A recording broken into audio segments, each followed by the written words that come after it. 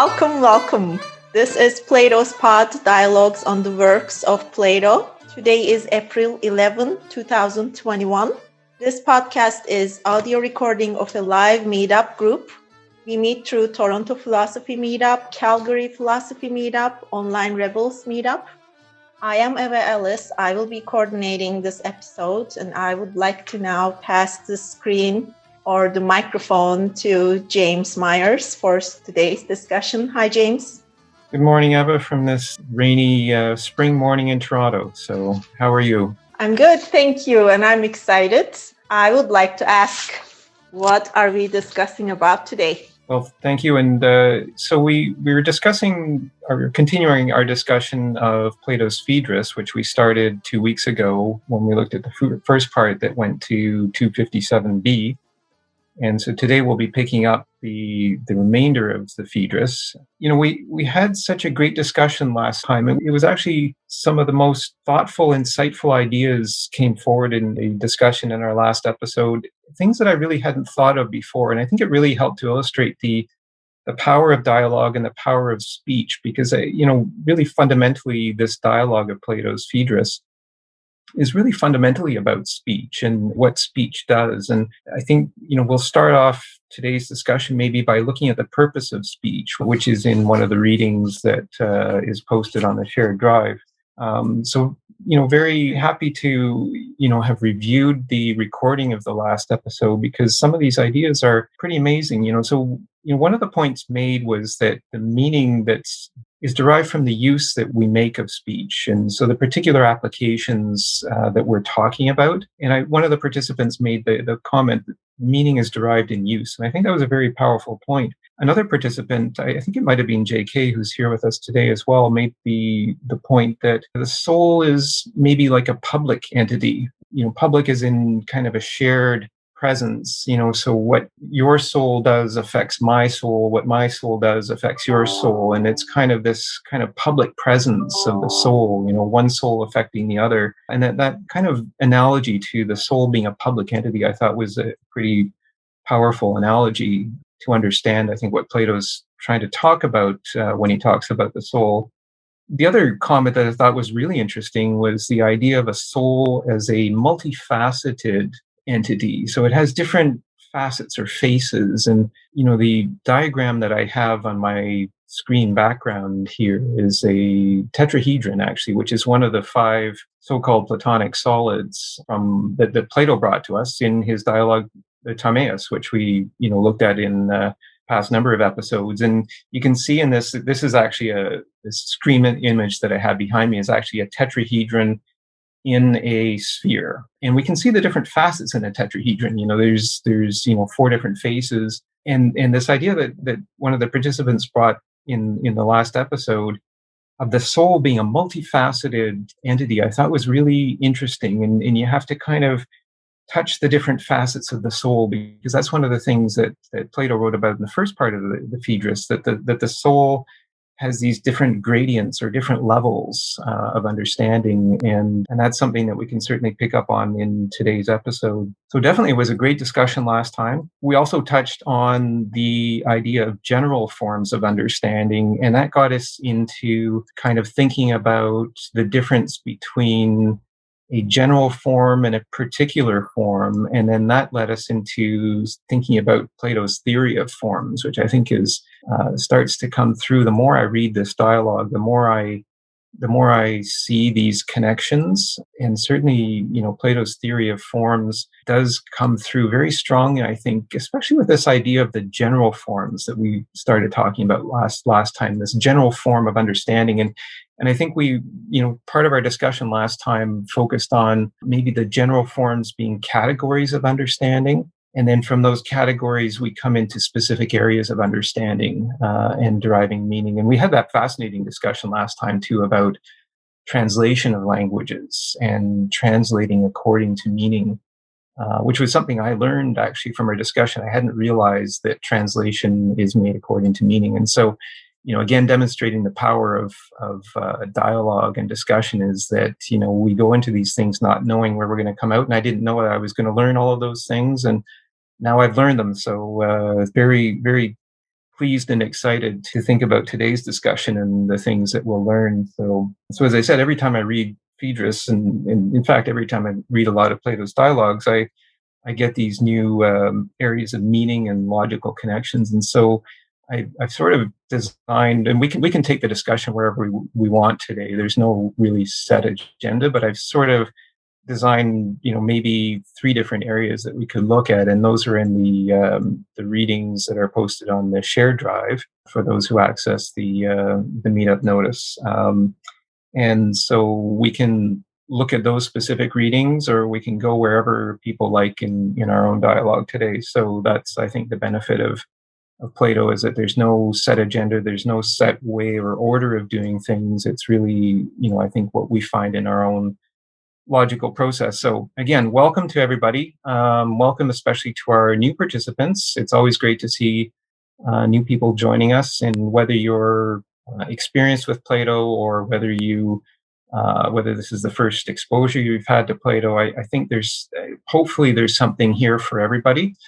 And so very excited to have new participants especially joining us today, which is great to see. So again, the podcast is being recorded in voice only today. We'll use the first name as it appears in your screen profile. If you want to change your screen profile just to show one name only, that's fine. We'll use the raise hands feature on Zoom if you'd like to speak, and I'll take, as I have before, kind of speakers in order that the hands are raised. But I'll give preference, if somebody's spoken multiple times, I'll give preference to somebody who hasn't spoken before, which I think is fair. And I think we'll start there. I just wanted to go back to this idea of general forms that I just spoke about, and that we focused on in the first episode on the Phaedrus 2 weeks ago. And Eva, maybe if you could bring up that first image, and this is on the cover page of the reading notes that are posted on the shared drive. And it relates to this image of the tetrahedron that I have on my screen here. So the image of the tetrahedron that I have on my screen background, the tetrahedron is a 3-dimensional object, and it's one of the objects that I mentioned that Plato brought to us in his dialogue, the Timaeus. So in the Timaeus, Plato set out the only 5 regular solids in the universe, one of them being the tetrahedron, which is the 3-dimensional object I have on the screen behind me. It's got 4 triangular faces, and each face is a equilateral triangle, which means that at each corner it has 60-degree angles. And so if you could just bring that triangle image on the screen up a little bit, Eva, this is just so we can see. Yeah, that's great. So this image on this that Eva has on the screen, which is on the first page of the notes, is a 2-dimensional tetrahedron. So this is what's called a net of a tetrahedron. So it's as if you took the tetrahedron that's on the screen behind me in 3 dimensions, and you kind of folded it down into 2 dimensions. This is what you would get, the net of a tetrahedron. So what we're seeing here for our listeners on the screen is a 2-dimensional object. It's an equilateral triangle, and it contains 4 different equilateral triangles. And there's 3 different colors inside. And so I just thought it would illustrate the point maybe that we were talking about last time, about this idea of general forms, and maybe just ask these 3 questions that I put underneath this triangle that's on the screen, this 2-dimensional triangle. And the 3 questions are: what number of thing or things are in this image? Second question: what number of thing or things in general form are there in this image?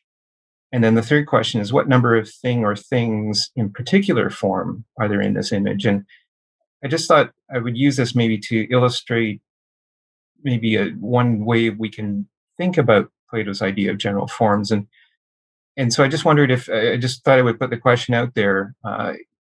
Would anybody like to answer any of these 3 questions? What number of thing or things are in this image?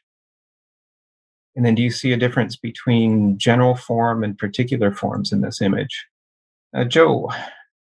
James, I'm just going to address the very first question, what number of things are in this image? And I'm not going to answer it, but I'm going to ask a question about it. I'm sorry if it sounds like an ignorant question, but in Plato's time, were the concept of infinity already discussed? That's a good question. I haven't. Well, I mean, I think Plato certainly refers. Maybe he doesn't use the word infinity, but certainly when I'm thinking of Timaeus 28a, which I talk about a lot. That just my favorite passage probably in all of Timaeus is 28a, where he talks about the distinction between that which always is and never becomes, and that which becomes or always becomes but never is. And so there's that distinction that he makes at Timaeus 28a. And I'm thinking just, Joe, in response to your question, maybe that idea of that which always is but never becomes is a way of referring to infinity or thinking about infinity. I just put it out there. I don't know. I'm not sure that I'm not sure that he used the word infinite or infinity in the way that we like. Part of the problem is translation, right? I mean, when people translate from the ancient Greek into modern English, there's different ways to translate words. For example, another way of saying infinity might be without limit, right? And so it's a good question actually, because we talked about translation in our last episode, and if a word was used in ancient Greek, does it necessarily translate into the English word infinity? In fact, Joe, I think last time you raised the point about one of the words in one of the readings that we had last time. Here it is, actually. It was in 249c of Phaedrus, in which Plato said that, I'll just read it actually, because I think it's a good point today. But a soul that never saw the truth cannot take a human shape, since a human being must understand speech in terms of general forms, proceeding to bring many perceptions into a reasoned unity. And I think, Joe, last time you raised the question, when the translation says a reasoned unity, you asked the question, would it really be our reasoned unity? And so there's a lot in translation, I think. So I don't know, what do other people think about Joe's question and the idea about general and specific forms in this, Jean?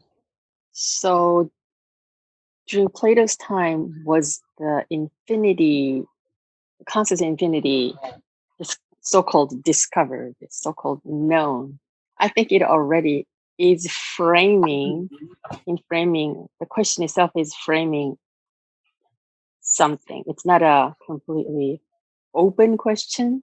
It's using language. It's itemizing the knowing as a certain thing that we publicly and consciously seemingly aware and define what it is. So I think it's kind of half and half, where it's possible that they may know in a certain way something, for example, subconsciously or unconsciously, but may not necessarily clarified between the members. So it feels like it is not discovered, but they may know in a different, more vague level. So so it's not a yes and no question. Mm-hmm. Well, thank you, Jean. And actually, I think you just touched on a theme that we talked about last time too, and I think will be more evident in today's discussion, and this idea of knowledge as remembering. And so I think maybe what you were just saying, Jean, is maybe they didn't use specifically infinity, but maybe they had some sort of internal memory of the idea of infinity, even if it wasn't explicit. If I'm just kind of maybe paraphrasing from what you said, but I think it's a very good point actually that brings us to this idea that knowledge is remembering, and we'll discuss that today in the second reading that I've got this the legend of Thamus and Theuth, which I think is a really powerful little legend that Plato puts in the Phaedrus in this part that we'll discuss today. JK, what are your thoughts? Yeah, I agree with you that their idea of infinity is implied in the whole concepts of being and becoming, because they already, what they mean is that that which always is another word for infinity. And also their geometry and mathematics must include numbers that go on for infinity, right? That there's no end to numbers one way backwards or positively or negatively. Mm-hmm. So this image right here I think has to do with the whole idea of the one and the many. So if you're talking about one thing, there you could see this as a one single triangle with smaller triangles within. So it would be one image in that sense. But there are also we'd also have to talk about these other smaller triangles within that are includes the many images. So that would, if you answer the question, the first question, you'd have to also go into answering the other two questions, right? Because in general, it's one image, but in particular, it's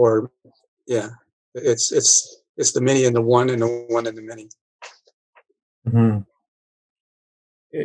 Yeah, you raised in a few really interesting points there. I mean, first of all, you made the statement that numbers never end, which I think actually that's a powerful idea, that maybe we can explore here, because do we know of an end to number? And did the ancient Greeks know of an end to number? I mean, and maybe this is something that really disturbed them.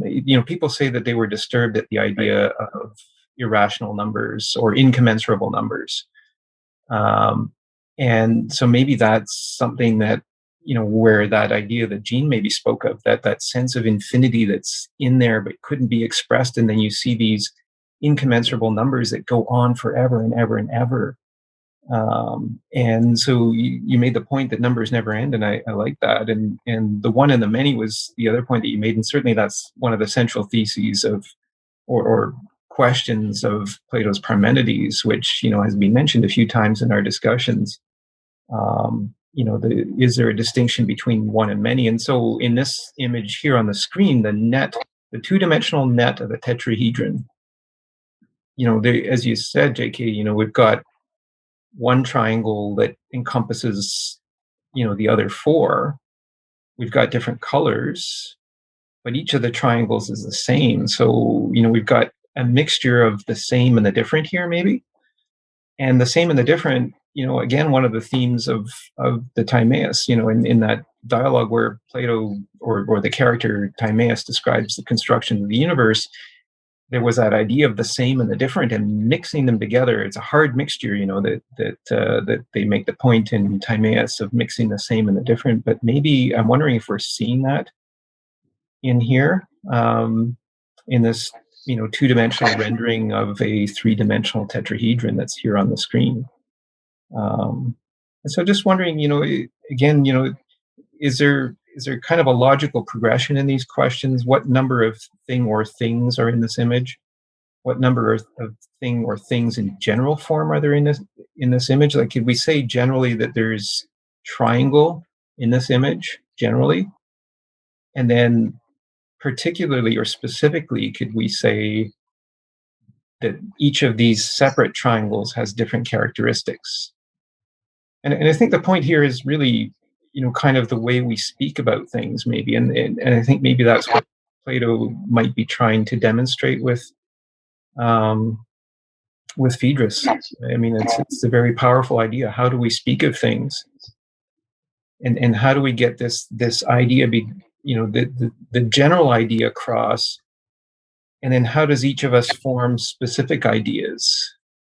So it's a powerful image, I think, or a powerful idea, that we can go from general ideas to specific ideas, and each of us, call it our souls or our animating forces or whatever drives us, we can form this meaning. And so that's where I really wanted to maybe just leap off for today's discussion. Where do we start today's discussion? And so the purpose of this kind of little geometric exercise at the beginning was maybe just to remind us of that discussion that we had last time of the idea of general forms. So generally there's triangle, but specifically there's some differences. And then, as JK, you said, that gets us into the idea of maybe the many and the one. I just wanted to, maybe launch from here into the idea of the purpose of speech, which I think is maybe a good point that we could, have some more detailed discussion today. But I'll start with, the one point that Plato makes at a particular section by just introducing an idea that a quote that I heard the other day when I attended a Center for Humane Technology online presentation, and the speaker quoted a sentence from the Federalist Papers. This was actually from Federalist Paper number 55, written by either James Madison or Alexander Hamilton. They're not sure. But these were kind of the founding documents of U.S. democracy. And so, back in that time, writers, and certainly the founding fathers of the U.S. were well steeped in philosophy. And so there's actually some interesting philosophy expressed in this, but it actually relates very much to the purpose of speech, which I thought we could maybe start talking about specifically today. And the quote that I heard in this presentation the other day was from Federalist Paper number 55, and it goes, "In all very numerous assemblies, of whatever characters composed, passion never fails to wrest the scepter from reason. Had every Athenian citizen been a Socrates, every Athenian assembly would still have been a mob." So this was either James Madison or Alexander Hamilton writing in the Federalist Papers. And so what they conveyed, and maybe they didn't fully appreciate the character, the truly rational character of Socrates, who would never perhaps be allow reason to be taken away from him. But what I think this little quote does is actually presents the real power of speech. And so I'm just wondering what people think about the power of speech, and in particular, the statement that that Socrates makes it's at 271d in Phaedrus. He says, "Since the nature of speech is in fact to direct the soul, whoever intends to be a rhetorician must know how many kinds of soul there are." And so maybe I just start the discussion by saying, is the nature of speech in fact to direct the soul, as Socrates is saying? And how is the soul directed if it's not by speech? Are there other ways in which the soul is directed? And maybe just draw from your own personal experience or experience that you observe. What do you think of this role of speech, the purpose of speech, and the power of speech? So just wondering if there's any thoughts on that. Can you think of anything other than speech that directs the soul? And is this idea of direction important? What do we do with this direction? Is there direction in physical objects, for example? And is the direction in physical objects different from the metaphysical soul kind of idea? JK, what are your thoughts? Yeah, he's talking about speech, rhetoric as a form of rationality, right? And but realistically, there are things, powers in nature itself that could be, like you mentioned, passions and so forth. But those are natural forces, right? That we try to control. But in the end, I don't know who's gonna win out. our reason, our human reason, or nature's passions or forces that are maybe directing us and behind the scenes. But I think of course Plato's view is that for us he believes that reason, our soul, is or should or is or should be in the one in control, and for him the natural passions and so forth are illusions, and maybe they're the ones that those forces can be controlled or held back by reason. I don't know if that's that's so raised the question of whether who's more in control. Mm-hmm. Yeah, I mean, is the soul the driver? And that image that Plato brought in the first part of the Phaedrus of the soul being like the charioteer, and the chariot's being pulled by two horses. One is good, one is bad, and the horses are kind of cross purposes, and then the soul is stuck here in the middle trying to direct and bring everything into, and I'll just return to that quote that I mentioned a few minutes ago from 249C about this process of bringing everything into a reasoned unity.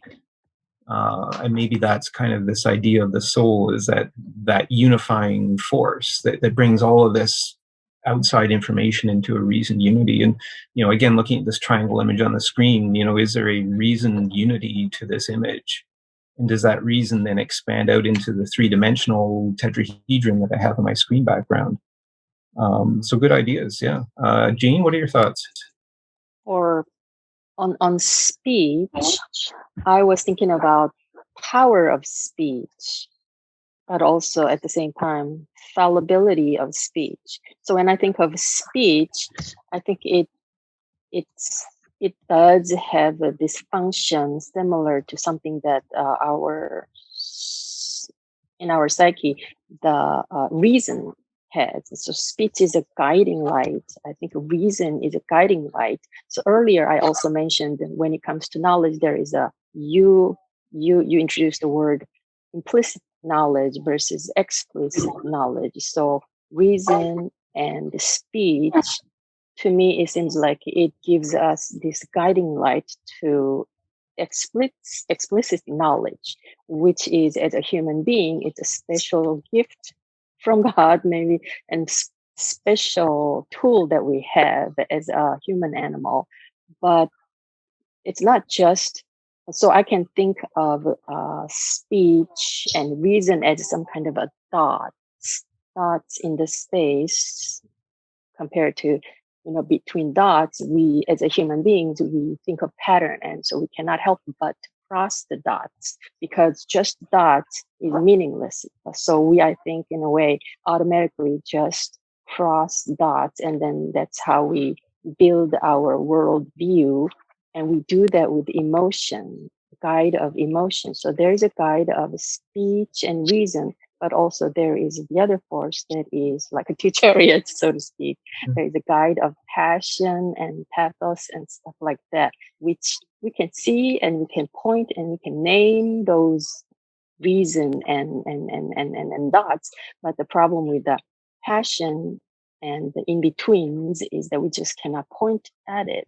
We can cross it, we can somehow see it with maybe closed eyes, so to speak, but we cannot really communicate it in a clear linguistic way. So those two forces also, always kind of dance together in a way that some people sometimes fight with what exists versus what does not exist, because we cannot see it, that means it does not exist. So I think both has this guiding power toward us. And that's where this one and the many, and also the unity versus diversity. And art is also, it's all about unity, but we have to have a diversity to be able to recognize the unity, and also individual versus collective. Individual came out of collective, but still we are living as a one person. My name is Jean, your name is James, those parts. But without collective, there's no part. So all these two forces always interact with each other. They both have a guiding power in a different flavor. I really like, Jean, the way you use the that phrase, reason is a guiding light and a special tool. That really resonates in me, you know, and I think that's a lot of what, you know, Plato and other philosophers are trying to say is it's a really and so the way that you put it, I think, is very powerful. And this idea that passion is not controllable, I think, you know, you mentioned reason is connecting the dots, whereas there are no such connections available with the passions. And I think that's maybe what the writers of the Federalist paper were trying to say, is that passion gets out of control. You know, when you put a bunch of people together and people start speaking, we forget and we let passion reign supreme when it shouldn't, and we forget our capacity of reason sometimes. So thank you. You really gave us a lot to think about in what you just said, Jean. Greg, I know you were trying to raise your hand. I don't know if the raise hands feature is working yet or not for you, but if you'd like to speak, Greg, jump in. Okay. I was wondering, I'll try to find out the hand raising thing, but yeah. Anyway, for the moment, I found this particular time I don't have. But anyway, if I will jump in, I will jump in. Thank you for the offering. Yeah.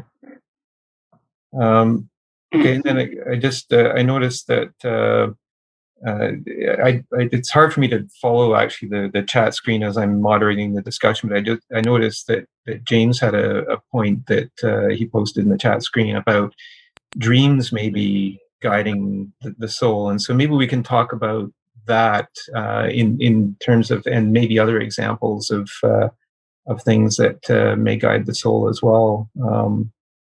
I have Reggie with a hand up. Reggie? Yes, hi. Yeah, a very interesting discussion. I was thinking that the logos, the word of God, and if you're divine, I think we're all part of the soul, part of the universe, part of God, and everything. The word is just a vibration, from my understanding, and passion is a vibration. And as long as these vibrations are in harmony with nature, and that harmony doesn't harm anyone, it doesn't, you know, it seems like a lot of people use that passion and they think they're above God, above nature, and they seem to do destruction and a lot of disharmony. So my concept is, again, to try to live within nature in that harmonious state, to not to hurt animals, not to hurt trees, or I guess it's more of a Buddhist thing. You know what I mean? To do no harm.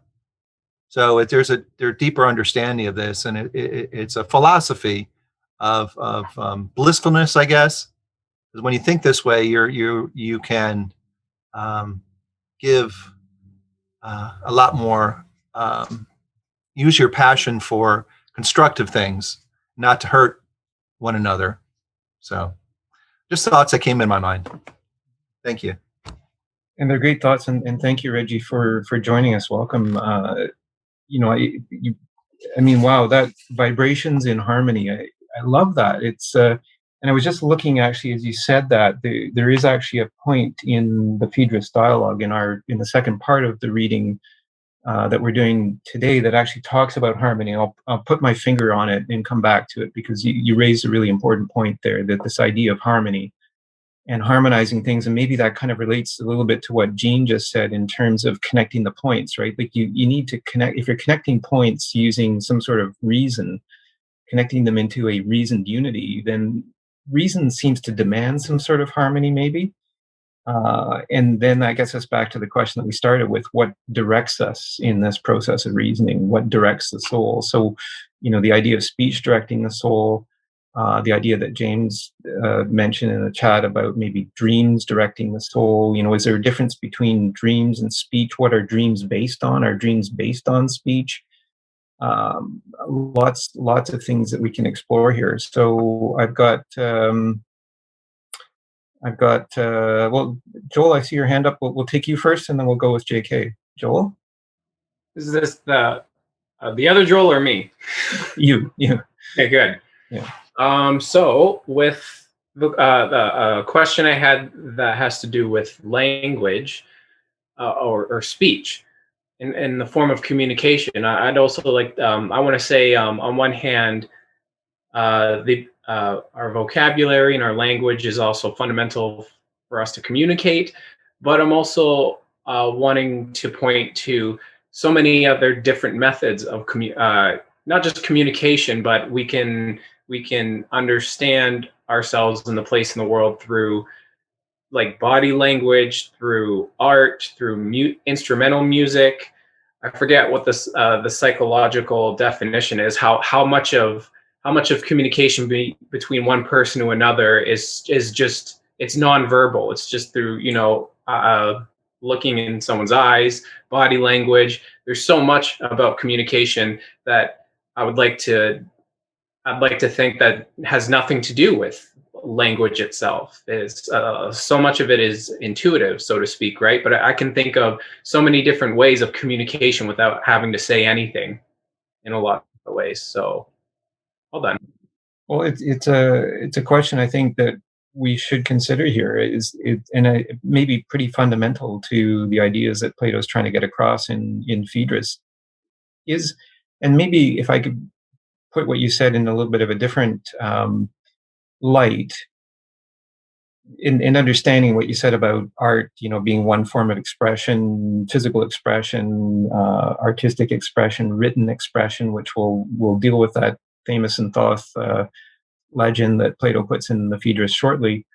But I'm wondering, without speech, would we be able to understand the meaning, or would we be able to form meaning of images if we didn't have speech? So say we lived in a world, I'm just imagining a world where Da Vinci drew the Mona Lisa or painted the Mona Lisa, but none of us spoke.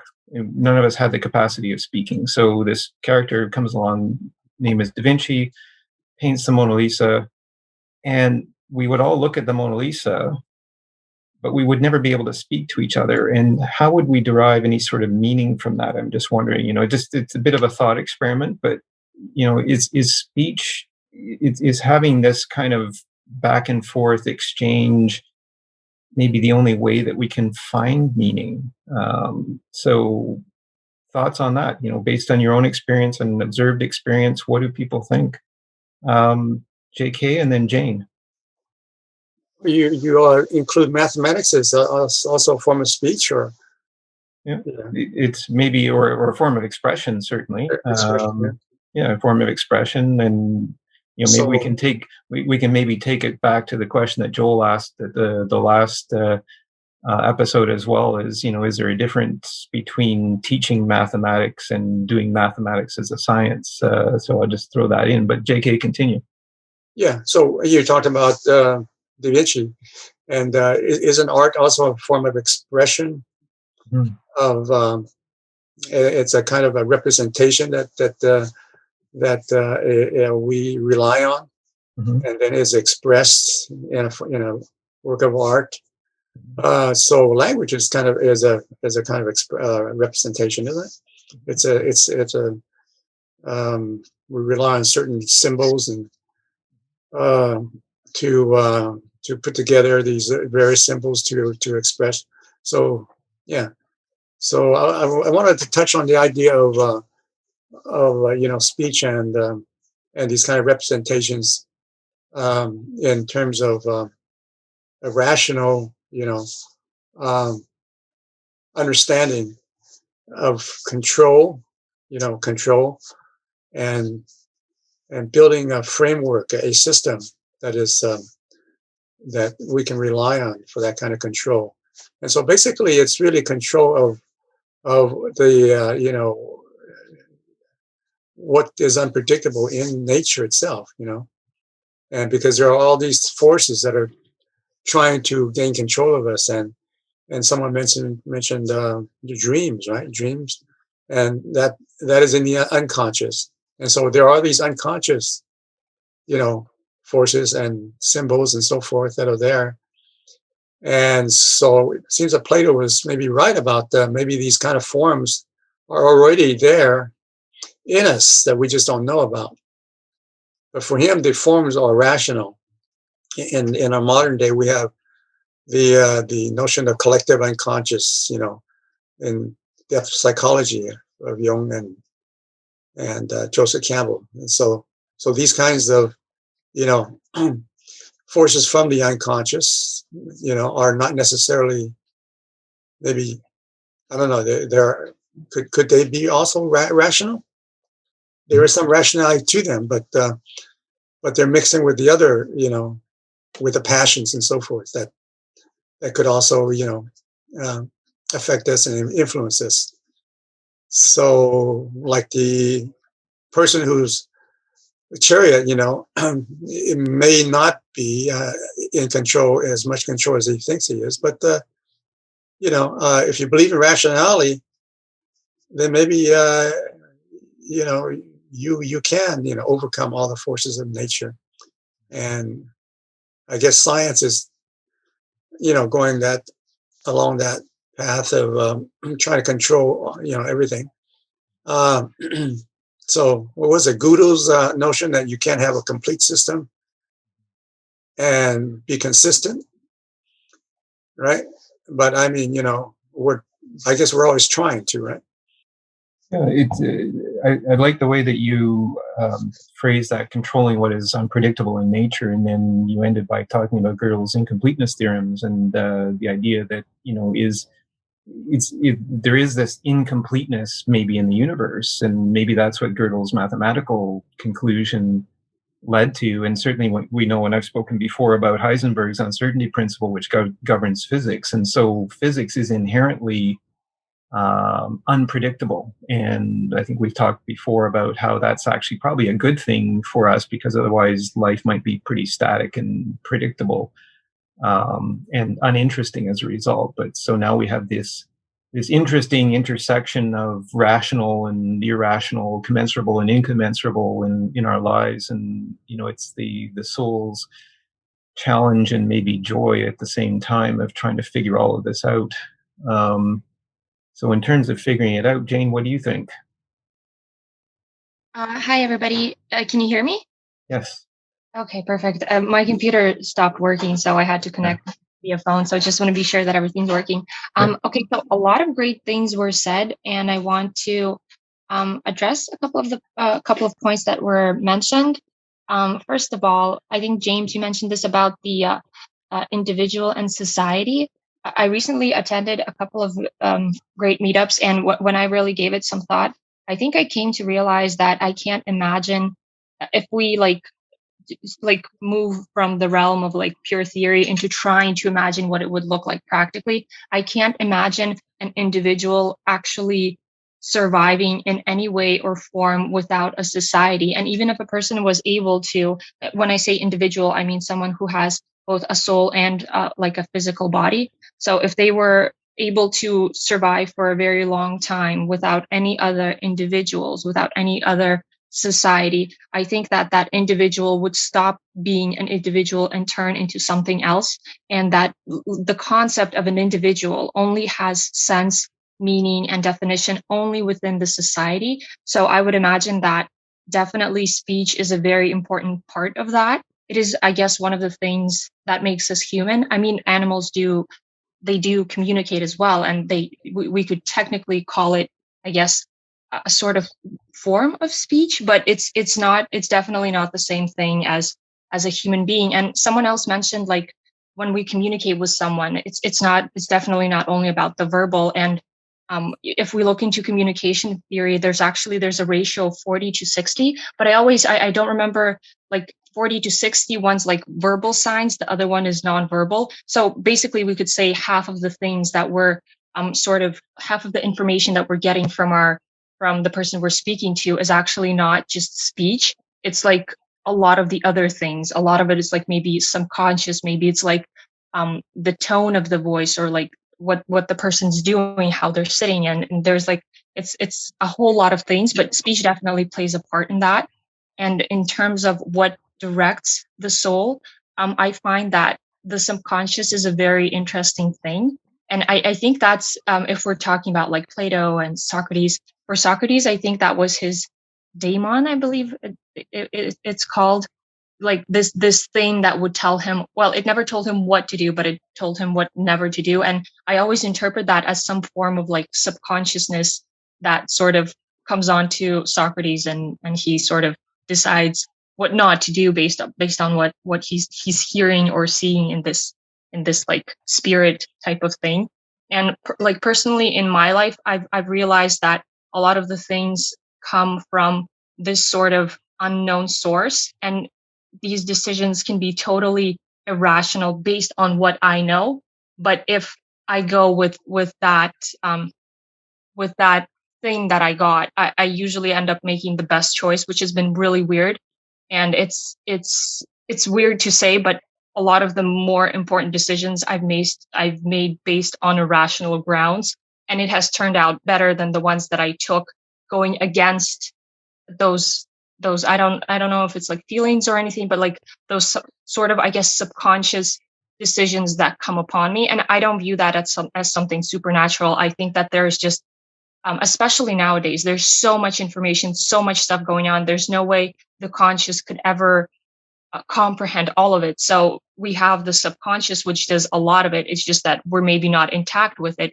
Why that is, I'm not sure. But anyway, I'm going to try to wrap it up. And the last thing I'd like to say is, if we're looking at that, I guess, sort of dichotomy of like the infinite and the finite, what is and what is becoming, I view speech as something that is becoming, that is a sort of kind of like a shadow of the ideas, which are what is infinite. Well, that's at least the way that I interpret it within like the world of Plato, I guess. That's up. Oh, and the last thing that I wanted to say is, someone was mentioning harmony and destruction as something that are things that are not able to come together. So they're kind of like opposites, I guess, in a way. But I view actually some forms of destructions as a part of harmony, if that makes any sense. So basically, we're destroying all the time. It could actually be productive destruction. For example, when we're like destroying, I don't know, in the sense of like, I don't know, politics, we're destroying one political system so a new one is reborn. And sort of, if we look at nature, destruction and actually violence and suffering, it's all part of nature. So when we're saying to live in harmony with nature, that harmony, at least to me, it's still like entitles, encompasses sort of both destruction and violence, because we see that in nature all the time. And so, yeah, that's all I wanted to add. Thank you. Well, thank you, Jane. And, the way that you talked about the individual having the definition only in the context of society really made me think. And you raised so many good points in what you said that I think we need to explore that and to understand, again, I'm just thinking back, if I were to see Da Vinci's painting of the Mona Lisa, but I was incapable of speech, and so that there was no communication channels between me and any of the other 7.8 billion people on this planet. None of us could speak to each other. Yeah, we would have lots of forms of expression. We would have art, we would have mathematics, we would have all of this. Maybe the expression would be extremely limited because we were not able to speak to each other, but we could still have forms of expression. But would we have meaning? And I think you talked about this individual has definition, and maybe we could say individual has meaning in the context of society. And what's the communication channel that establishes that meaning? Is it just simply the expression, or is it talking about the expression? And maybe that's a point that that Plato's trying to make in that opening line again that we started looking at today at 271D, that the nature of speech is in fact to direct the soul, which is what Socrates is saying.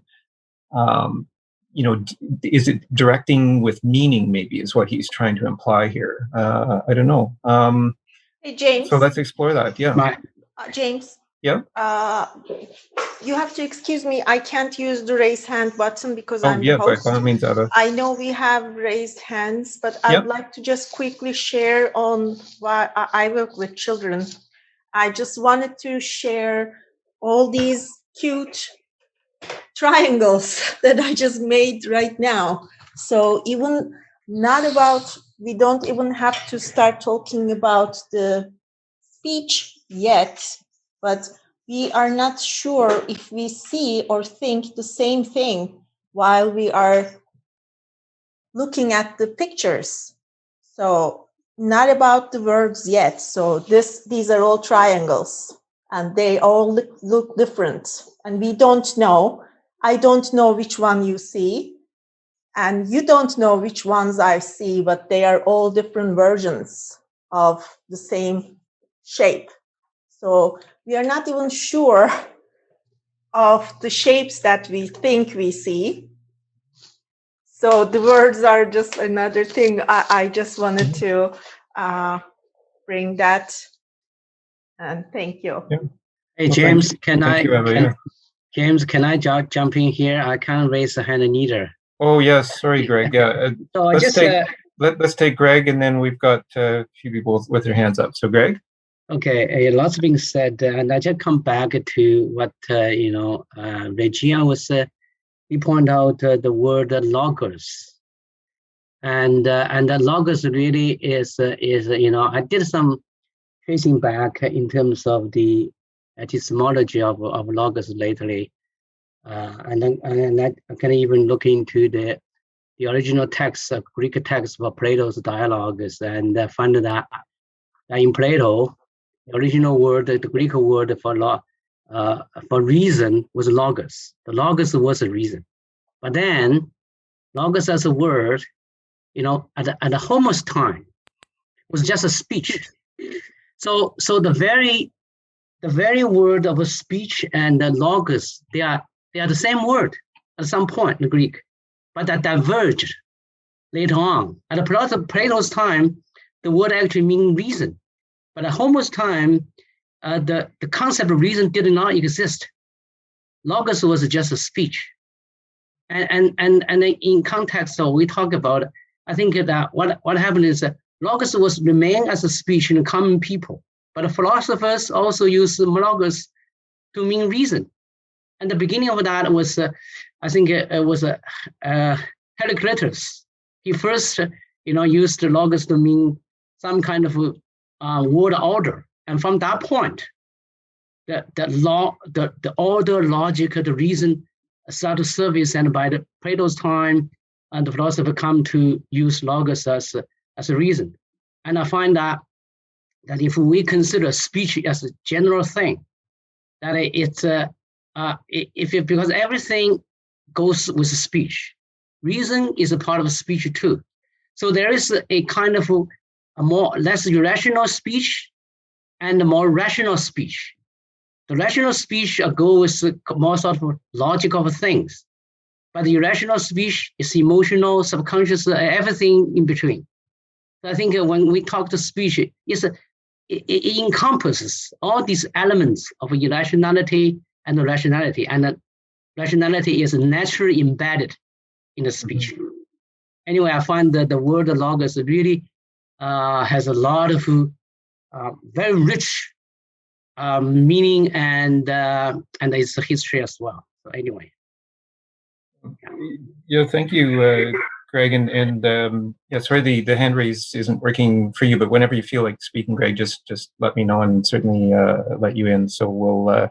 But you really made me think actually there with that. That because we talked last time about how you translate words, and the translation is according to meaning. So one translation of logos might mean a specific thing now, but I think you pointed out a very important thing, which is perhaps the original meaning of logos and this idea of reason.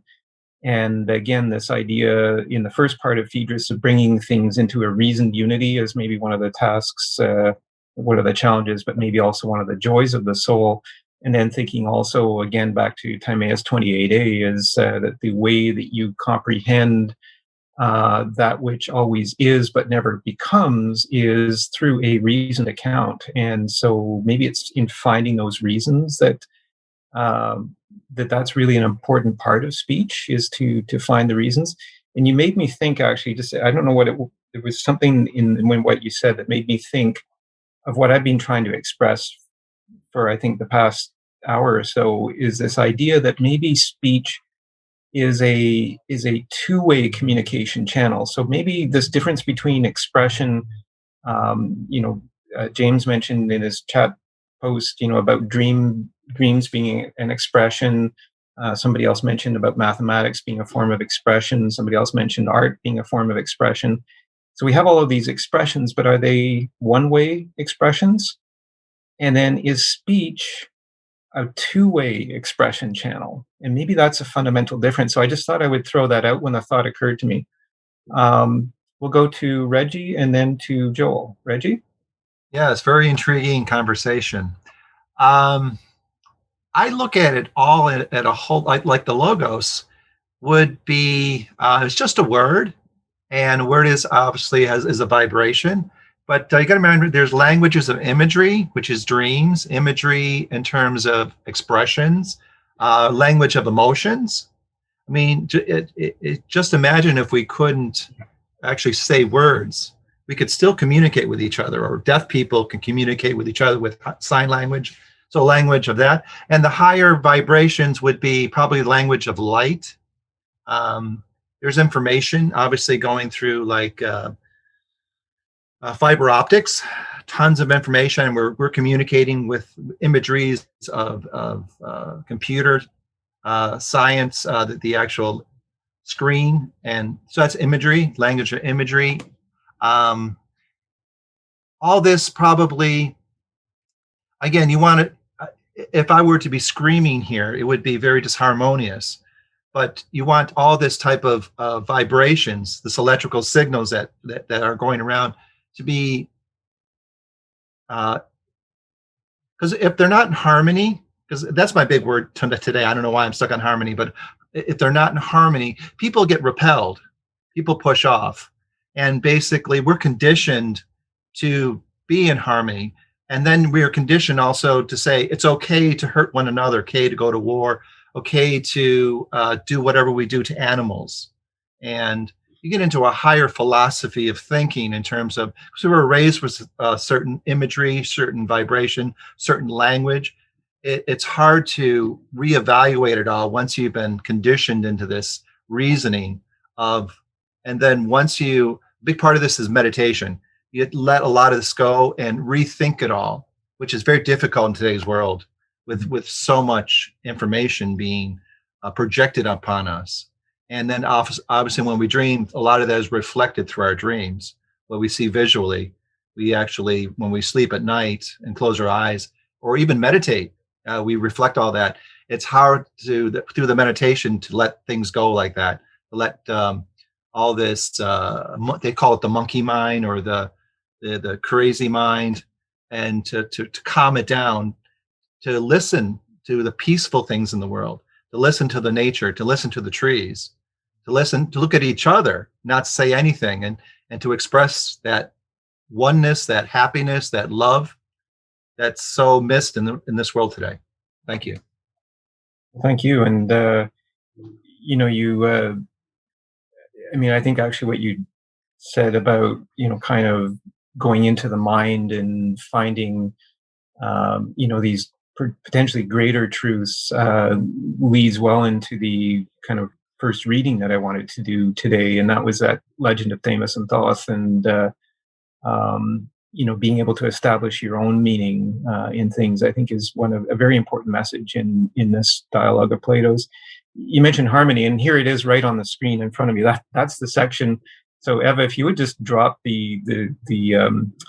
just there's a line or two above this. Actually, just go back up to the triangle, the first page there, Eva, and it's actually right at the top.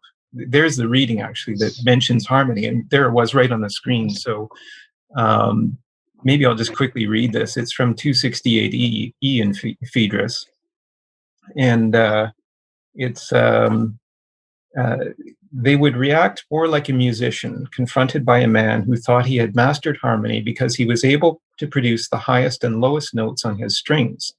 The musician would not say fiercely, "You stupid man, you are out of your mind." As befits his calling, he would speak more gently, "My friend." Though that too is necessary for understanding harmony, someone who has gotten as far as you have, may still know absolutely nothing about the subject. What you know is what it's necessary to learn before you study harmony, but not harmony itself. And the idea of harmony here, the contrast is being made between the person who knows the upper and lower limits of a musical scale, but not how to bring everything in between together. And actually, what you just said, Reggie, about harmony, just here it was right on the screen. I just thought I would read that because I think it's so important. That idea of, notwithstanding that there are limits, we need to know what's between the limits and how to make meaning and sense out of them. So I just wanted to bring that reading in because you mentioned harmony again. We'll go to Joel and then Jean and JK. Joel? All right. Yes, please. So I want to dive right into that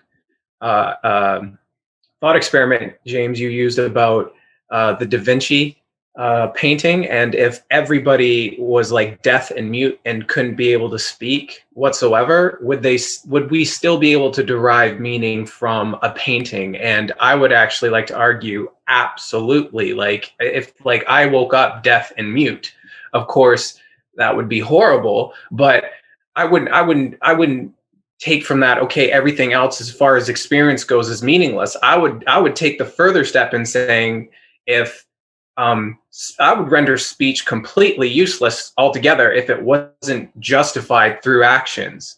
Like imagine if you and I had no idea what dancing was and we couldn't dance, and I tried to describe to you what dancing was like, but I didn't show you what it was and you never saw it. It would be completely meaningless to you. Like I would argue that some of the most powerful experiences I've experienced in my whole life were just speechless moments, breathtaking. Like I tried to describe to you like the very first sunset and sunrise I saw in Hawaii for the first time, like that, just describing that to you in words for whatever reason tarnishes the memory. It's just something that words don't do it justice whatsoever. So I would argue speech is the most useful way. It has the most utility of being able to get you to relate to what I'm feeling or what I've experienced. But if it's not backed up by actions, then I would render speech useless altogether.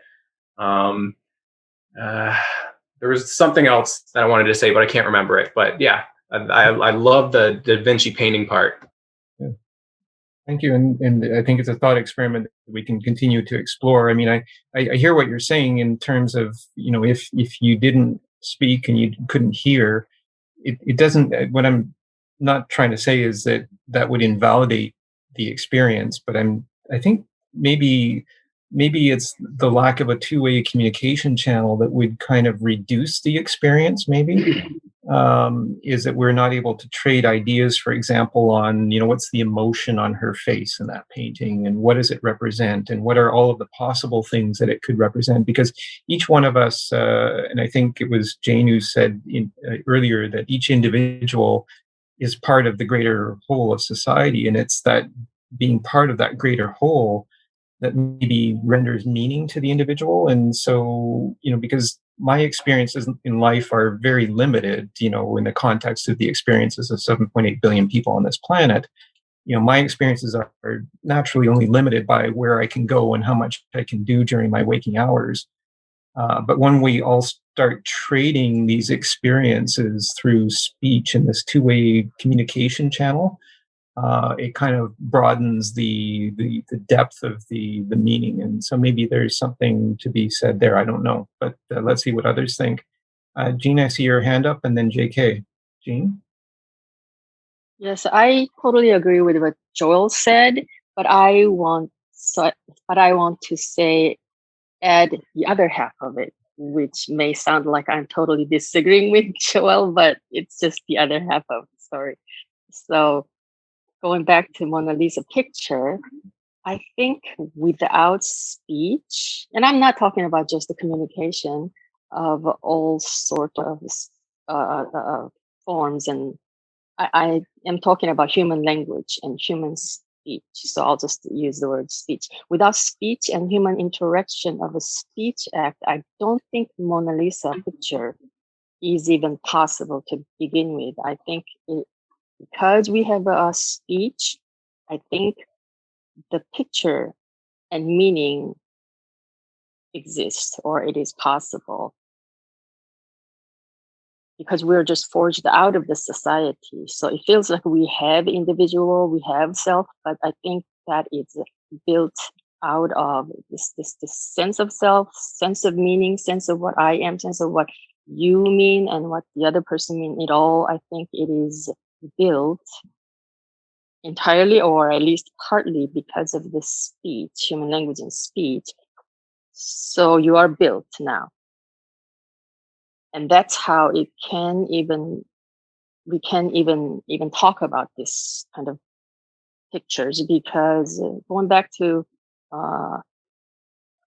soul as a public thing, there is this resonance with me, to where I think there is something to where two-way interaction, two-way, or even multiple people, or I'm not just expressing one thing, but also immediate feedback of the other person's speech back, facial expression, and together there is some kind of a synergy building and some kind of a swirling happening and momentum happening, and then that happening gets faster and faster, and more people join in, where there is this emergence of some incredible thing that other animals could not have, because they didn't have the human language, they didn't have the human speech. I'm not saying that it is inferior, superior. I'm just saying that it is a human specific thing, that we have this speech and we have this incredible social cooperation, co-understanding. And I think in a way, it's even a building block of a human consciousness. Other animals probably have consciousness to a certain level, but because we have this damn thing called speech, I think our consciousness is just the building block. We just hit the lottery of a building block of all this consciousness thing, to where it became the synergy, and it became this way. And then from 10,000 years ago, writing started, and we have this accumulation of this consciousness and this two-way, multiple way, not just multiple people at the same synchronistic same time, but even we can accumulate from thousands of years ago, to where now we don't even know what to do with all this information. So this two-way, multiple way accumulation, all this speech and information, I think that actually have built who we are and what meaning is, and then this meaning has become such an essence of human existence. Thank you. And can I jump in here? Yeah, Greg, go ahead. This the speech, and then early on, Joe, regarding the imagery, and then the action, and the speech. I think there's something to do with the essence of this speech. At the end of the day, is in the concepts, and then the concepts imagery come back to your diagram here regarding the how many triangles there, like a general and then particular. It really come down to general and particular. And we have a particular concepts, which we say the sunset, that sunset, and then the general concept of sunset. So we I think we need both in order to know and understand. And that's why we differentiate from animal. Without those concepts, we're just animal. But we have a concept. This picture in its meaning are enhanced. I think that this picture or imagery or whatever do have a meaning to animal. They have a cognition, but they don't have a concepts. We only human have, and because of the concepts, and depends on the richness of concept, and depends on how they are related with the concepts, that adds the rich meaning to our human life. So at the end of the day, I think there's the general and the particulars. The particulars are particular sunset, the imagery, that the thing we feel and touch every day. But from that, we arise to the general form, which is concept. And the two are connected. And they interact in each way and gradually enrich our understanding and appreciation of what we have. Well, thank you, Greg. And I think both you, Greg, and Jean, who spoke before, I think really made a good combination together, because what I got from Jean was this idea of this idea of contrasts and synergy. Jean used that word, synergy. The idea of these contrasts and synergy coming together to form meaning within the whole. So the one individual contrasting and having synergy with another individual makes that kind of whole construction of meaning. And meaning is constructed maybe at a society level rather than a individual level, or at least it's transmitted at a society rather than individual level. And then it made me think of, again, what Reggie was saying about vibration. This idea of having synergy, and if I think of myself as a vibration, am I vibrating at the same frequency as you, or in the differences of our frequencies, as we each vibrate a little bit differently, do we find some sort of meaningful contrast in that? Very, very interesting kind of idea there that we can maybe explore. I just wanted to raise a point too, again, going back to 249C that we discussed 2 weeks ago in that first part of, or the end of the first part of Phaedrus, this idea that the idea of the soul recollecting the things that it saw when it was traveling with God, when it disregarded the things we now call real, and lifted up its head to see what is truly real instead. So those words, and we didn't get to discuss that last time, but this difference between real and truly real, and so maybe, Greg, what you just said about the particulars, the particular specifics that we each have to deal with in our daily lives, those are real, maybe to us, but what is truly real the kind of general form of all of those specific things. So if we were to follow back all of those specific things that we deal with in our daily lives, what general forms or general ideas could we tie them back to? This idea, or this concept idea that you brought forth, Greg, I think is very important. Is language what gives us the ability to deal with concepts as opposed to the particulars, but gives us the ability to deal with general concepts. So I like that. Thank you both very much for building on each other's comments there. We'll go to JK. Yeah, I just want to take the idea of this concept that you're talking about, which is what language is, and language is a kind of like a system for learning how to abstract, from the concrete. And that's how the language comes about, is this kind of public sharing of these abstractions. And that kind of, abstraction is, of course, sort of what gives us meaning, a sense of meaning. The ultimate kind of meaning would be, Socrates and Plato's idea of the soul, and that comes about by this, the practice of, creating these, super abstractions of who we are and so forth, and what never changes, and what is being, and what is the one and the same, what is the one and the same. So it's really how they used the language, to derive meaning. And whereas at that time, before, maybe a little bit before, it was Heraclitus who emphasized not the meaning of not that kind of meaning of how things, that's the sameness, or the oneness, or he also talked about the oneness, but the idea of of change, that things that are different, constantly being different, and for him, the understanding of logos was more how it was originally, understood. And so logos for Heraclitus, meant the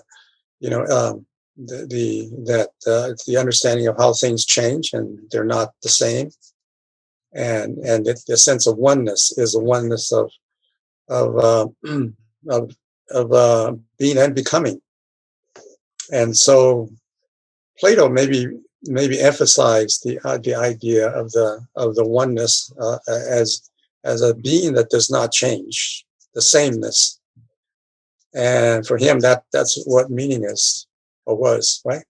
And in our present day, we have all kinds of different philosophers that came to the idea of understanding language as how you use it, right? Well, one way or the other, and how the people in the public, share this kind of understanding of language and its meaning by the customary use of the different terms in language. So it really comes down to how you use it and whether you emphasize the being or the becoming, and maybe there are some philosophers that are able to understand meaning ultimately as the process of being and becoming, which is, I think that's, philosophy is always trying to come to, I think, to incorporate these two divergent senses of what life, is, right? Being and becoming. Things change, and also they in some sense remain the same. And so I think that was, so language and meaning they kind of go together, and depends on how you use it. Well, that's great, and again, that brings us back to the point that we talked about in the last episode about meaning being derived in use, and I like, the kind of melding together of being and becoming that you use, because it goes back to what one of the participants said at the beginning of this episode, which was, or the question that was asked at the beginning of this episode, which was, did the ancient Greeks use the word infinity?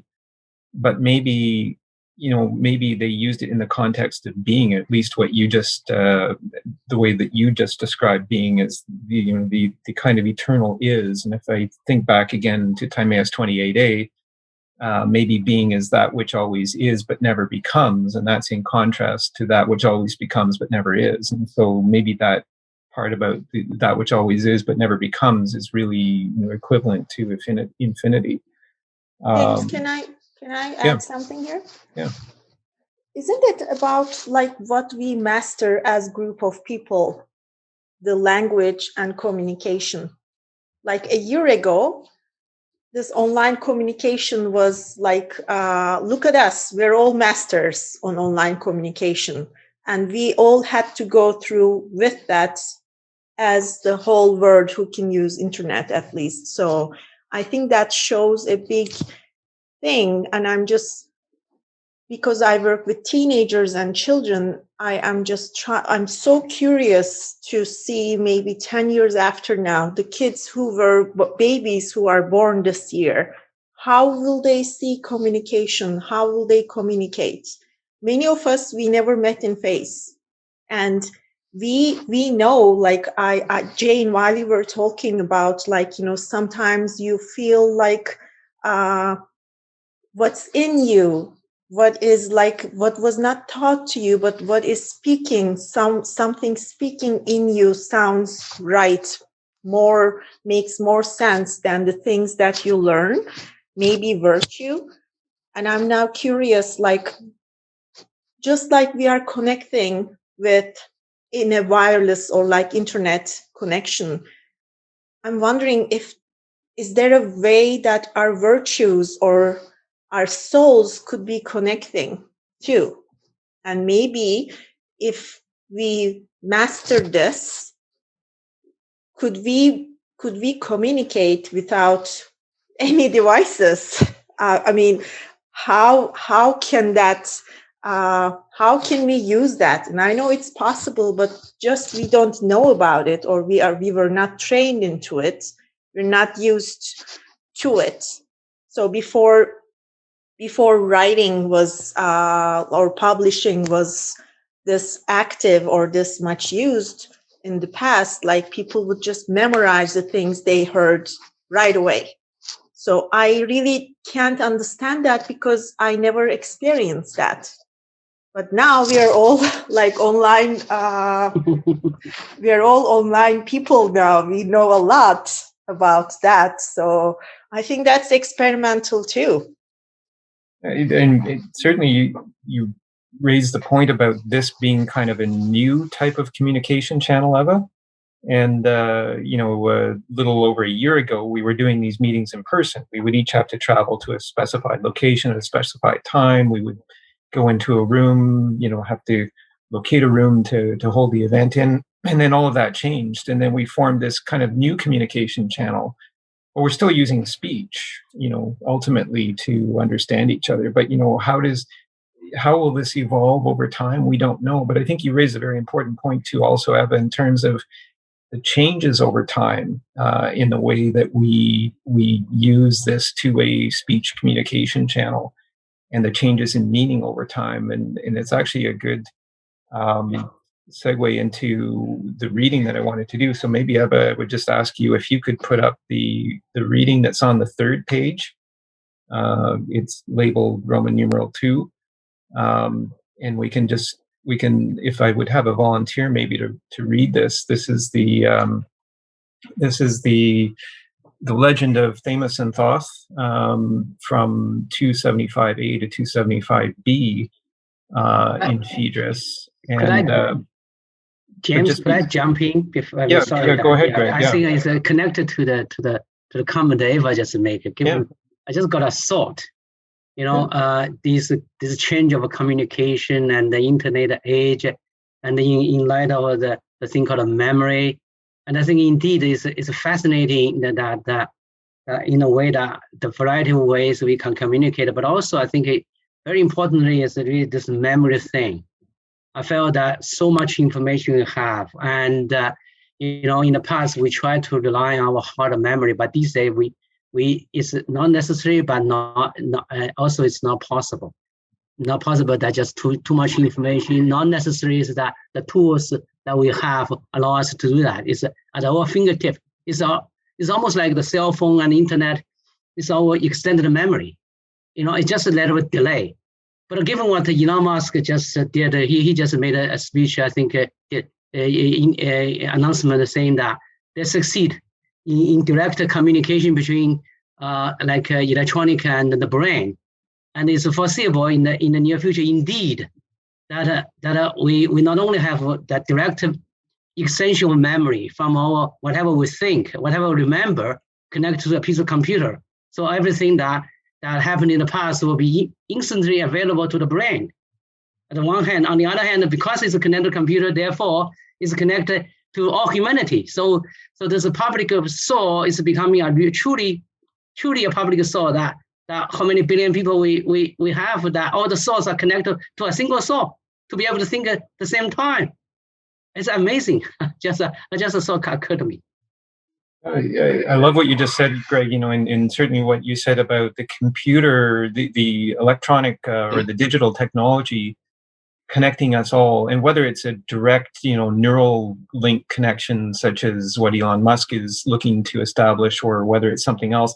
I think certainly, I've spoken before about quantum computing, and actually the diagram on my screen behind me, which is the tetrahedron in a sphere, is actually very similar, has striking similarities to the outline of a qubit, the quantum bit, or called a qubit, that will operate in superposition in a quantum computer.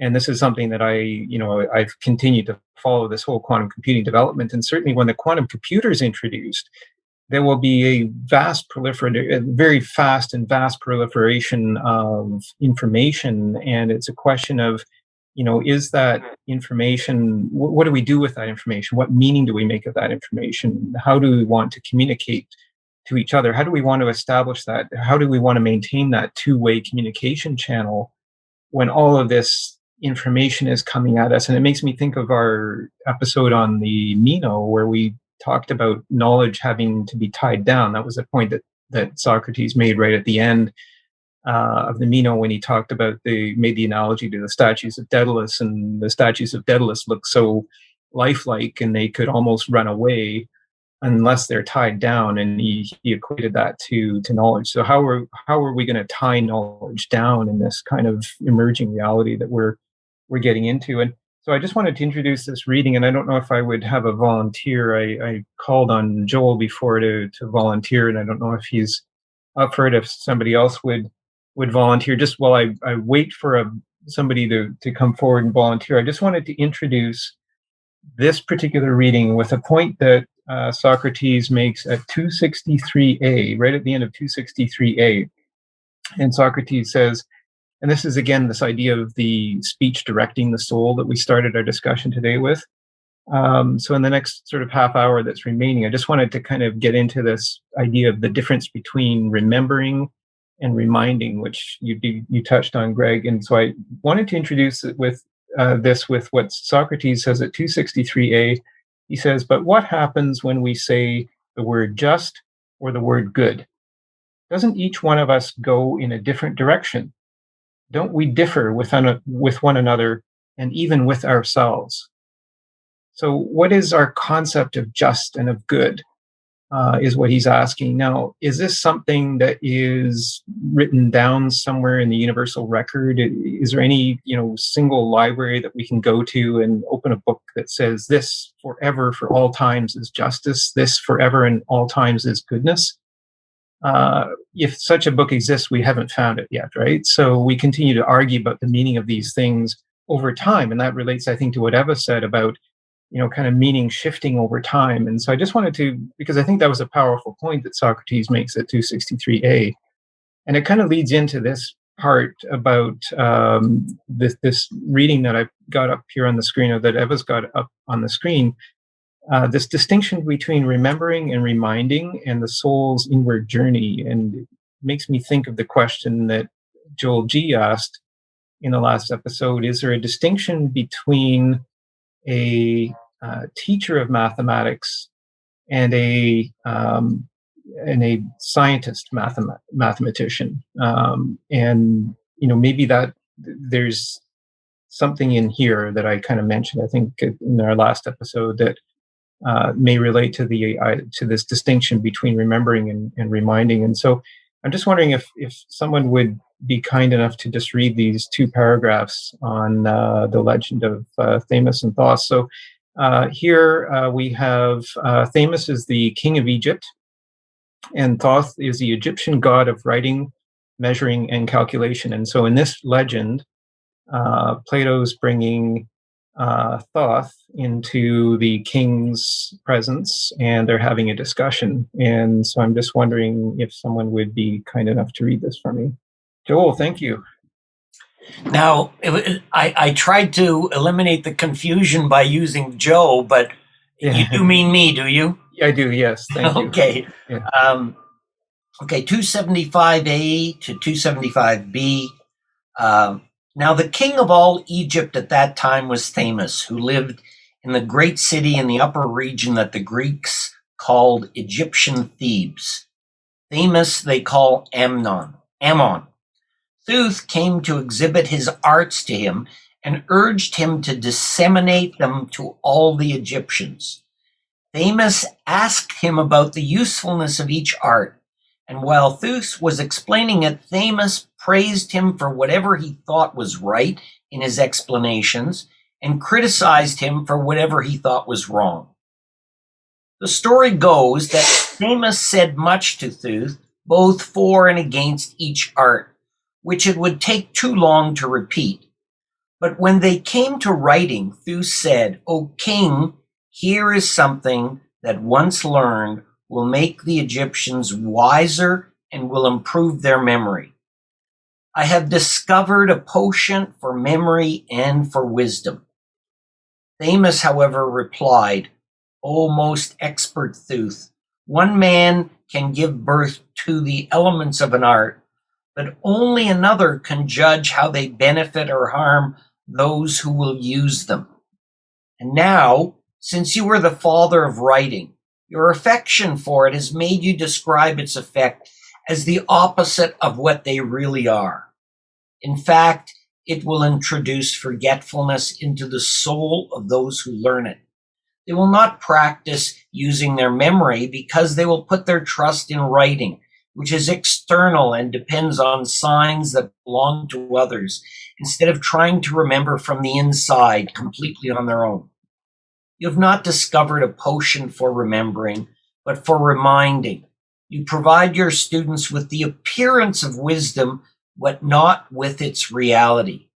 Your invention will enable them to hear many things without being properly taught, and they will imagine that they have come to know much, while for the most part they will know nothing. And they will be difficult to get along with, since they will merely appear to be wise instead of really being so. Thank you very much, Joel. That's read with great meaning. Thank you. I think it kind of really brings you into that room where, where this legendary discussion between Thamus and Theuth is going on. And I'm just wondering, what people think here about, was Thamus wise in what he said? I'm seeing some wisdom in it, but I don't know what others think here. And this goes to this general theme that goes through Plato's works about kind of maybe the dangers of writing. Sometimes, writing is good. It's a form of expression. I don't think he ever says you should never write, but I think he's placing the idea of this dialectic or dialogue process as being really above the process of writing, and he uses this distinction between remembering and reminding, and maybe this takes us back to this idea of a general form of speech and what people think of this distinction between remembering and reminding, whether it's in that question that Joel G asked last time, is the math teacher helping us to remember, or is the math teacher helping us helping to remind us? And what's the difference between remembering and reminding? I think it's such a fundamental idea that is trying to be conveyed in this dialogue. And I'm just wondering what people think. First of all, are there dangers in writing, as Thamus is saying here? He points to some clear dangers in writing if we rely on it exclusively, perhaps. And so, what do you think? Is there wisdom in what he's saying? Is there wisdom in Thamus's advice here? So, James, I think I'm not sure about the answer for that, but I want to bring another challenge. When you say remembering and reminding, the difference between these two concepts, what do we think about? What is the difference between wisdom and knowledge? And are they connected? We remember things, we are reminded things. We know things, but does everything we know affects us? Just because we know, does that mean that it's part of our wisdom? Or am I just carrying that megabytes or sources of knowledge with me, but they are not processing in my thinking? So I think they are related. A very fundamental question, I think, of the difference between wisdom and knowledge, and certainly something that comes through a lot of Plato's dialogues, and we saw that in the Meno again. Maybe this idea that knowledge has to be tied down before it can even be considered, in the context of wisdom, is something that's important. And how do we tie down knowledge if it's not in speech and testing limits? Just a very short, like, if we really want to be wiser, we'll have to know less. And that's chaotic, scary. So, yeah. Well, or maybe, maybe it's not, maybe the word less, we could replace that with the word general, and to take it to what maybe Plato was saying in the first part of Phaedrus with this idea of the general forms. Maybe we have to stop thinking about all of those individual particulars, which are just going to multiply many times over when the quantum computer comes out, for example. There would be so many data points out there, so many more data points than we're used to dealing with now. How are we going to generalize them? So how are we going to take them back to the kind of core underlying principle, back to the general form? And this is where I really think the power of Plato's theory of form starts to come through, is this and the power of the human mind in terms of being able to generalize these ideas. So no, thank you. You raise a very good and important point. And I want to go here to James, and to welcome James for joining us. And James, what do you think? Oh, thank you. I think that writing allows you to focus your thoughts more clearly, get to a gut reaction as to what your thoughts are. When you write, you put it down on paper and you kind of reconsider what you're thinking about. I think it allows you to focus and critique yourself. And so I think there's a real advantage to writing in that it allows for clarification. I think there's also a danger, and that when people start writing to a great extent, they sometimes think they know more than they really do. So they mistake their opinion for knowledge or wisdom. So I think it's a two-way issue,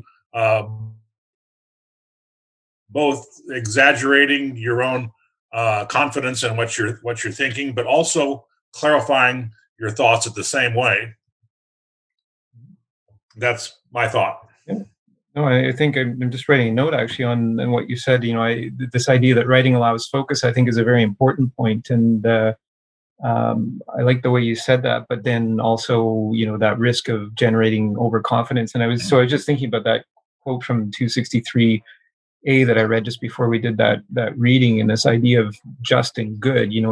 If somebody wrote down a definition of just and good 2,400 years ago in Plato's time, what would they have written in their definitions? And if we weren't allowed to adjust those definitions since then, would we be stuck? Would we be trapped in that paradigm now still? Or having this ability of this two-way communication through dialogue and dialectic and speech, are we allowed to kind of change the meaning, adjust the meaning of things over time, but still go back to that general form of justice and good, whatever that is? We're all seeking that general form, but nobody's told us what that form is.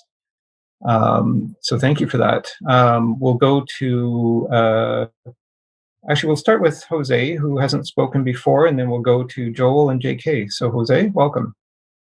Hi, James. I wanted to draw a parallel of this myth of the Egyptian king and the god. Like right now, I have the feeling that in some parts of the education system, they are teaching the kids how to use Google rather than how to learn things. So kids now, they feel that they know everything because they can Google, but in reality, they don't know anything because they didn't learn things like with dialectic. So in the old days, I can say, you used to learn things more in dialectic. You used to read, you had to have a teacher, you discuss, you read several articles, several viewpoints, and you really learn things like that because you type up and all these things that Plato says. But now they feel like, oh, I can Google something. So I know, but I don't have any context, any reference. And if Google one day is wrong, they are wrong as well. Okay, this is my point. Oh, it's an important point. I mean, there are forms, like if you Google a site that has somebody speaking, yes, you will hear speech, but it's that one-way communications as opposed to that two-way communication. So you don't get, it was Reggie was talking before about vibrations. You're not getting that, ability to vibrate with each other and share some sort of, find together some sort of harmony. Are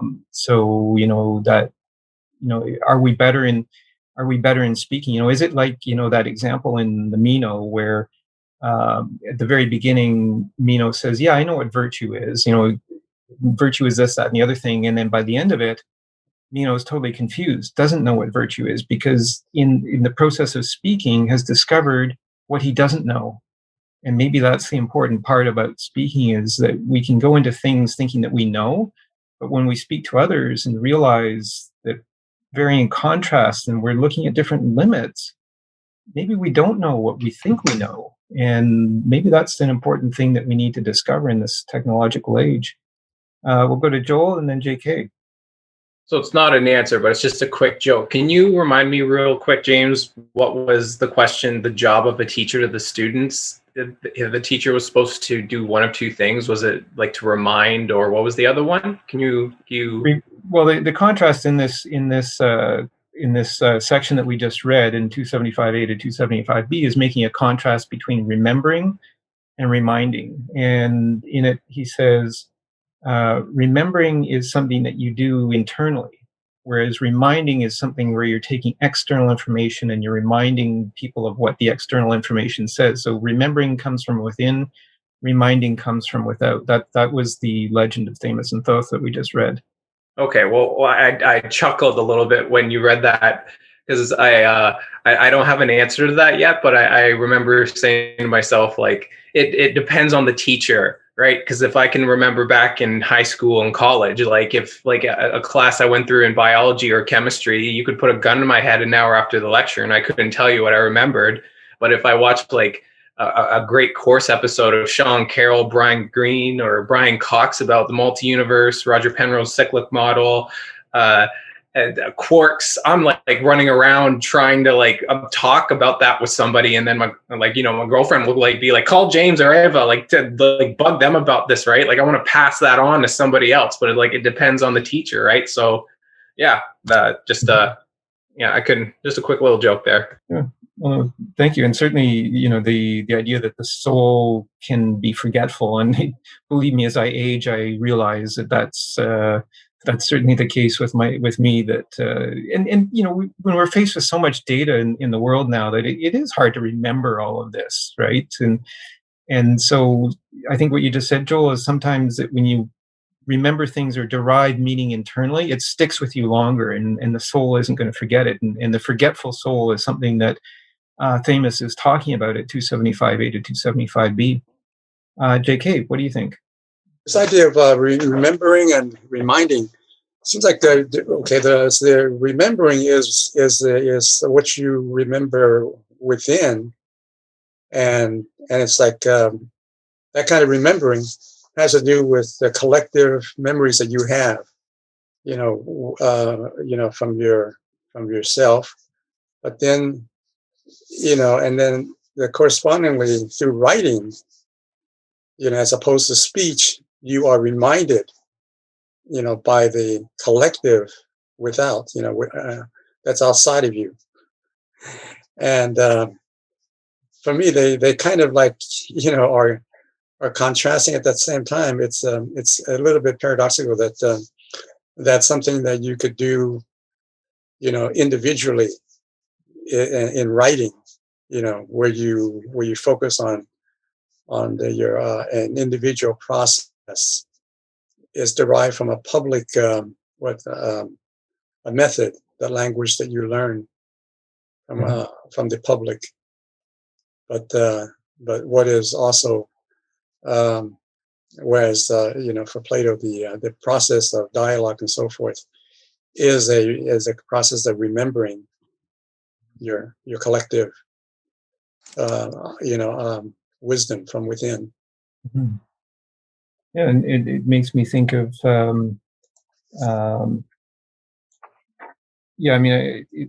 that I think you just tied it to what James said in terms of the idea of writing maybe allows for individual focus, but in terms of the collective meaning of it, we still need some sort of two-way communication channel, and so I think that's an important point.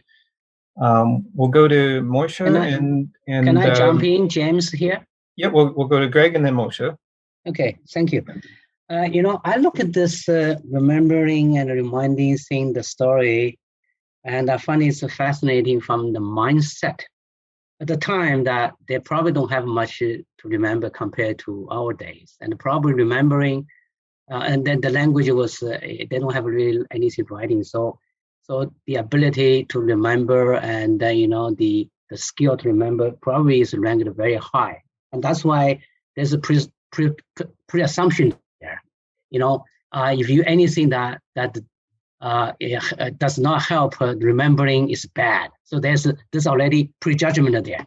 So that's why that and then the deemed remembering. Reminding is not as good a thing, and yet all this human development indicating that we start to develop more and more technologies regarding reminding. And even another point is here, I found that Socrates himself, and historians has been asking the question that why Socrates didn't leave anything written down, and all he's saying has to go through Plato. I remember reading one of the dialogues, I forgot which one. Socrates actually saying that himself, he doesn't like to write down because that will reduce his ability to remember.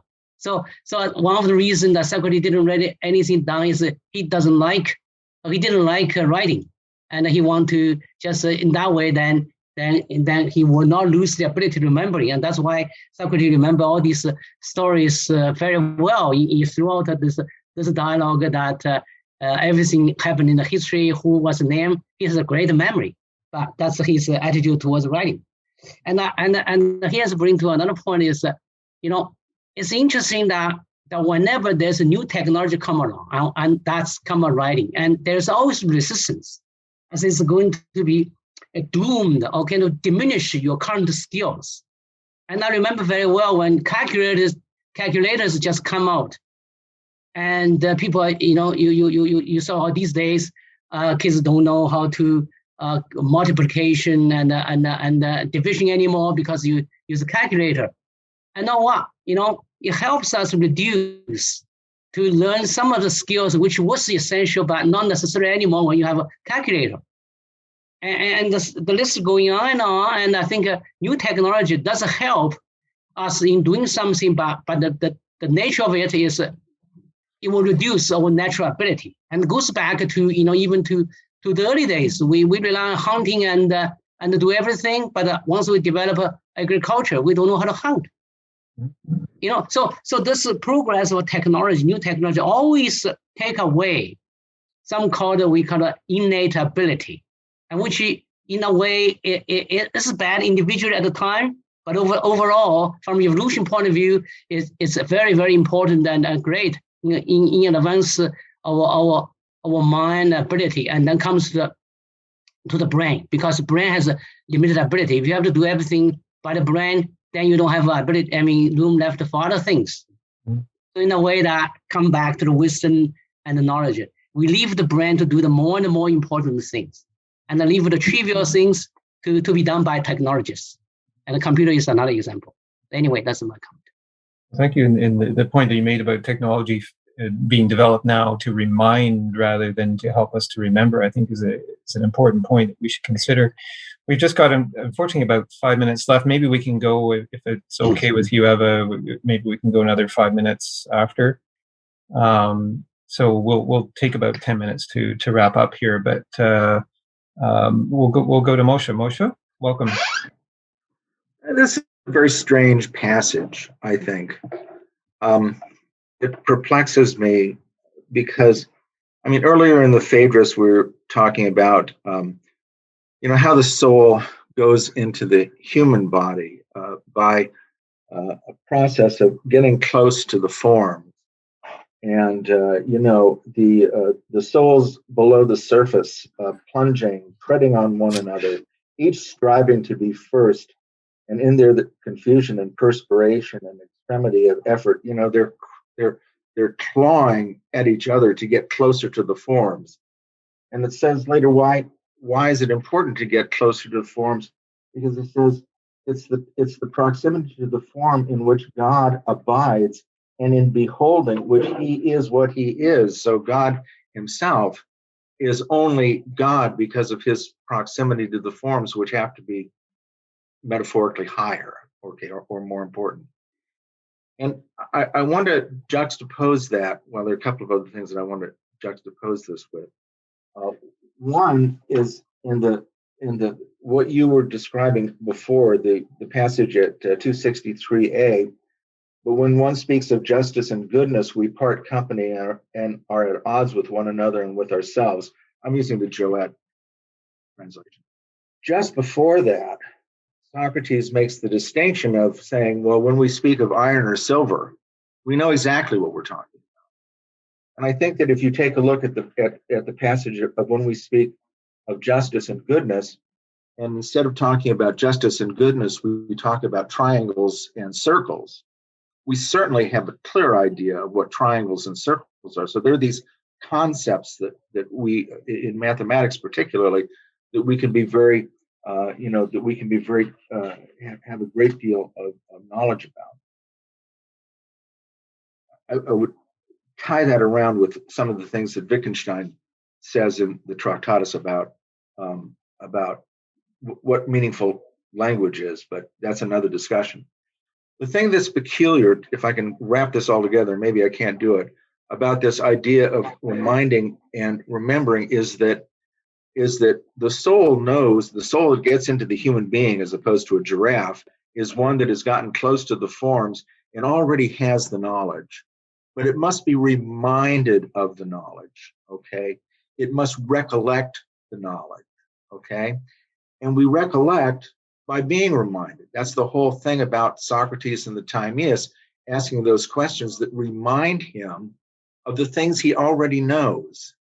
So for Plato to put this in here, as I don't know, is he being tongue-in-cheek in criticizing himself and saying, well, this remembered stuff is important. It's more important than being reminded. But wait, we have to be reminded in order to be able to recollect the things that we had already learned when we had scratched our way closer to the forms.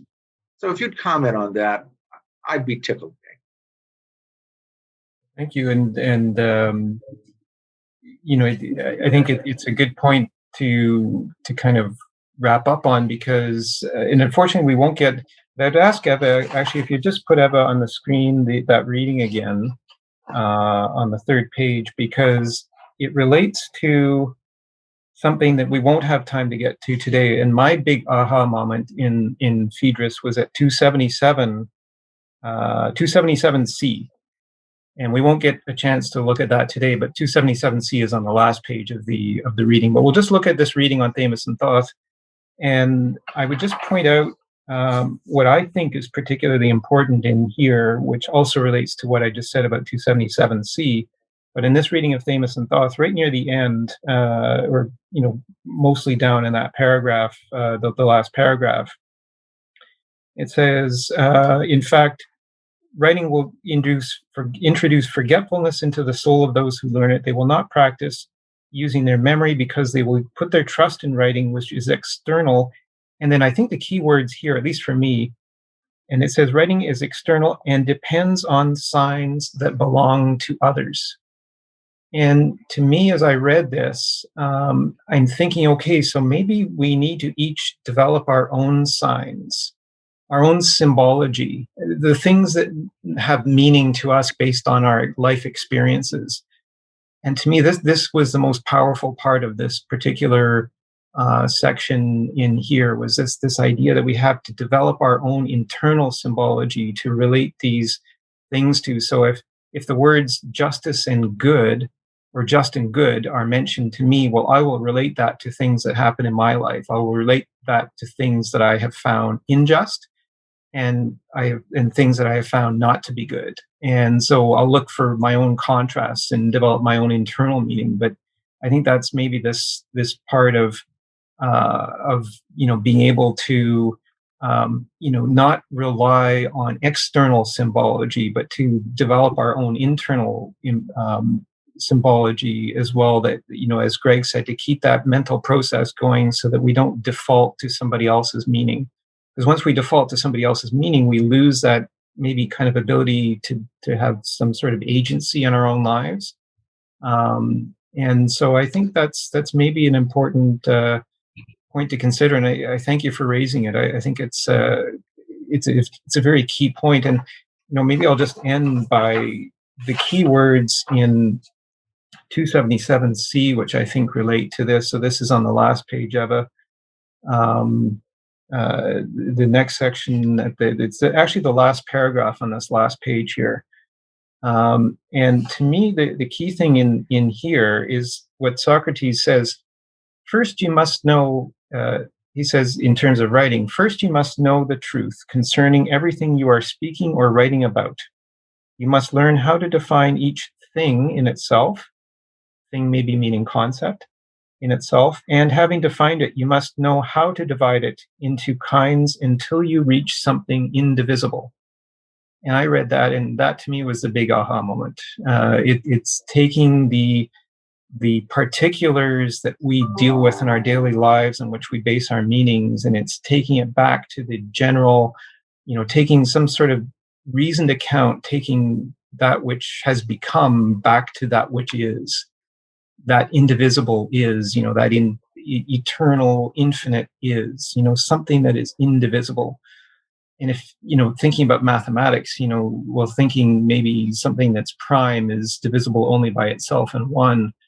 And, maybe some, finding the prime basis of something is kind of the key here. And so maybe that's the real power of this idea of developing your own symbology, is so that you can then take the general form and make it into some kind of reasoned account. And so I just thank you for that question, Moshe. And I think, we can obviously go on for a long time about this. And I really want to, I think we will come back to Phaedrus at some point. I really, as I said, every time I read it, I find new meaning in it. So we're unfortunately at the point where we need to wrap up today's session. But I just, before I do, there's just a couple of things that I wanted to say. I didn't say at the beginning, but I think next time, we'll go and look at Critias, which is a very short dialogue. I was going to do this actually some weeks back, and I decided to get into Phaedrus first. But I'd like to go to Critias, which is really the remainder of Plato's Legend of Atlantis. It's a very short dialogue. It's only about a dozen pages, so it's an easy read. But it does pick up on the themes of language that we're discussing today. And I think it will be, and I'll put in the meetup notice that we can kind of remind ourselves about the first part of Timaeus, which also talks about Atlantis. And so we'll look at Critias. We'll focus on Critias next time, but we'll bring Timaeus into it as well, because certainly the first few pages of Timaeus talk about Atlantis. So maybe a little bit of a fun diversion, maybe from some of the depths of meaning that we get ourselves into here in the Phaedrus. But I think there's a purpose maybe that Plato has with this legend of Atlantis that has gripped the human imagination ever since he wrote it. So we'll look at Critias, and then I just, again, I wanted to, before passing it back to Eva to wrap us up for today, I wanted to just thank everybody so much for attending, and just great ideas. We will get this posted on the podcast site on rss.com. It's also available on Spotify now. So, just so many great ideas that people have brought forth that I didn't think about before. And, so I've learned in the process, and I hope everybody else has. And, again, thank you to our new participants today. And certainly a lot of knowledge has been added by your participation. So greatly appreciate that. And I will pass it over to Eva to wind us up. Thank you. Who believes that we shouldn't leave? This will be this is a tough episode to finish up, and I can't stop mentioning that when I heard Socrates saying, like, now how you have to know how to divide things, his image of his fingers and trying to put into categories, that was speaking to me on the schools of Athens, his presence there. So this was a big connection for me too. Well, we'll have to finish this anyway, so I'll have to do this. Thank you for joining today's live discussion and listening, friends. This was Plato's Pod, which was sponsored by 3 meetup groups: Toronto Philosophy Meetup, Calgary Philosophy Meetup, and Online Rebels. Always exciting to hear various perspectives, which we believe Plato, Aflatun crowd. Thank you, James Myers, for preparing. We know you're always ready to hear and learn with us. I'm Eva Ellis. It was my privilege to coordinate today's meeting. See you at another episode, friends. Thank you.